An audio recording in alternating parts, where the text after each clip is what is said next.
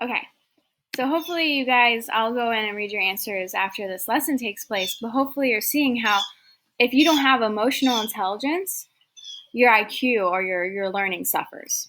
And so this is just some ways that emotional intelligence looks in the classroom. I was talking about that self-awareness piece. You can self-regulate and manage your emotions. You are the one motivating yourself.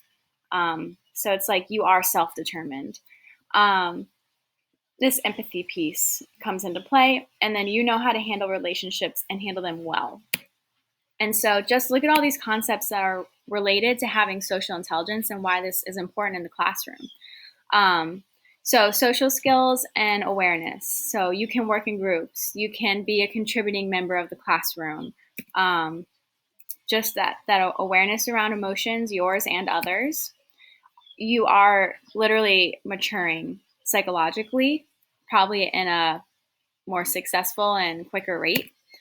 You're managing change well, which as teachers, um, you have to be so flexible in the classroom. And so having this emotional intelligence can help you. So like there were days where I had this whole lesson planned and then something would happen in the school, or there would as an impromptu assembly, or the technology wasn't working. So you have to on the fly be able to manage change. And these people are really good leaders as well. So this is what I'm going to take a few minutes to talk about on this slide. Students who struggle with emotional intelligence.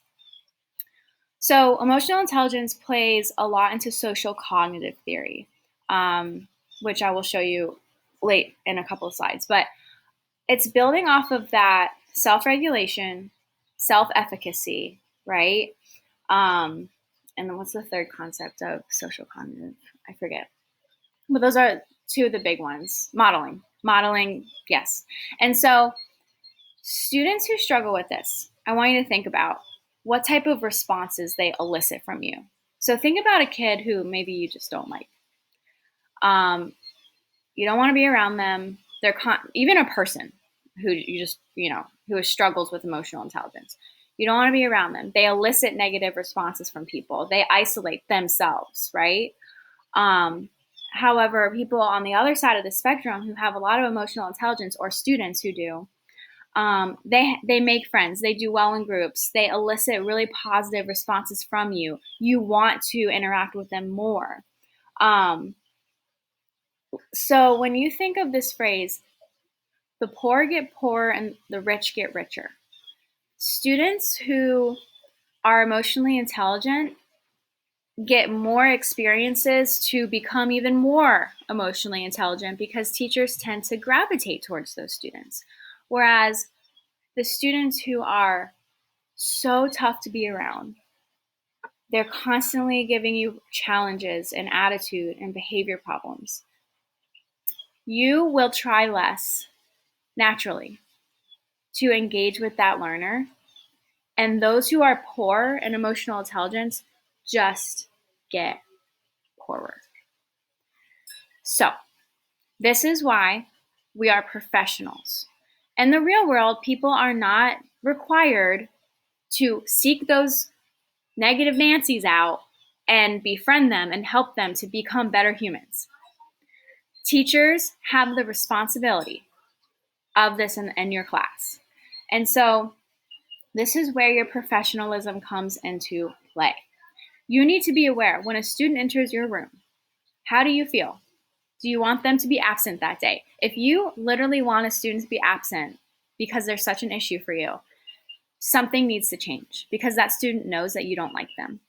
And there's going to be less chances for them to grow in their emotional intelligence. So it's really important that we're reflecting on ourselves, on our own emotional intelligence, right? On our awareness, because let me just tell you, my one struggling student, he had created so many negative experiences for himself. He had a reputation in the school of being just god awful. I poured into this kid. I poured into him. I took my paraprofessional and we poured into him. And instead of him just having an even worse fifth grade year, I need to explain to you how this kid flipped a switch. So I'm literally doing a research project right now where I'm interviewing turnaround students from my fifth grade classroom. He's one of them. Turnaround being like, you turned it around. And this is that. And this is where like education is a matter of life and death, because, you know, if students don't have teachers that believe in them, they will go on, and I have no idea what they're going to do with their lives. But if you believe in them and don't give up on them, and you give them opportunities to grow, who knows what they're going to do with their lives in the other sense, right?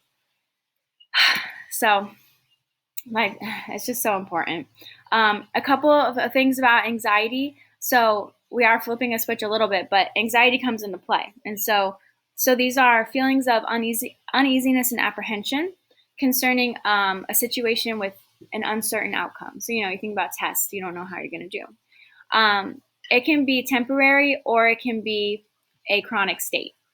Now, anxiety can be good in little doses. It can be healthy to have a little bit of anxiety, but when it becomes chronic, that's when it starts hindering performances. So these are just some sources of anxiety. When your physical safety is at risk, when a situation is threatening your self-worth. So that's kind of like in terms of motivation, performance, right? Students who are afraid to do things because they're afraid to look bad. So self-worth. Your physical appearance. I remember in middle school, my acne was bad, and that would literally like I wouldn't be focusing on the lesson, like I'd be focusing on like how people were viewing me. So you guys are going to be working with students like in this state where their bodies are changing and everything. They don't have the self-confidence, like even if I get acne now, it doesn't faze me.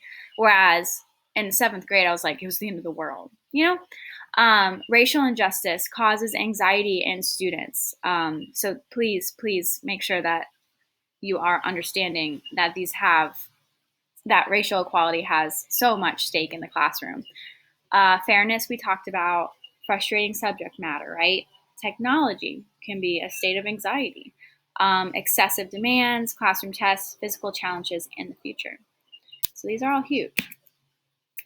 Role of the brain. So we talked about this like first week of class, right? The amygdala, right at the root here.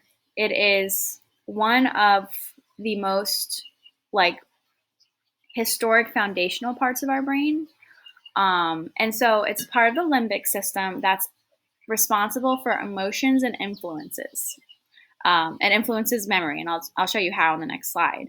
It's active when people are experiencing unpleasant feelings, and when it's like that fight or flight, those automatic emotional reactions, that's the amygdala.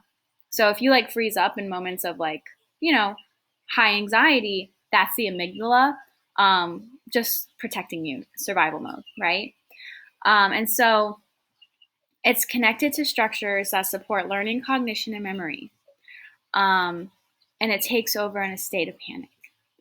And I know that you don't think of a state of panic as being the classroom, but when a student has had so many negative experiences with a certain content and you're shoving that content like onto them, they are going to literally, their anxiety is going to be so big. And that's not even thinking about trauma that may be going on in the home that's compounding all these things. And so take a look. Here's your little amygdala. And here's your hippocampus. This is memory. Memory. This is learning. So it controls all like your balance, right? How your body is literally balanced, and then relaying information to other parts of the brain. So when your amygdala is compromised, you're not learning nothing, right? It's just the implications are so stark. And so I'm posing this question in your Nearpod for you to start thinking, how might anxiety and trauma affect learning as it relates to the limbic system, emotions and memory, and emotions? So please think about that, and let's see what you got.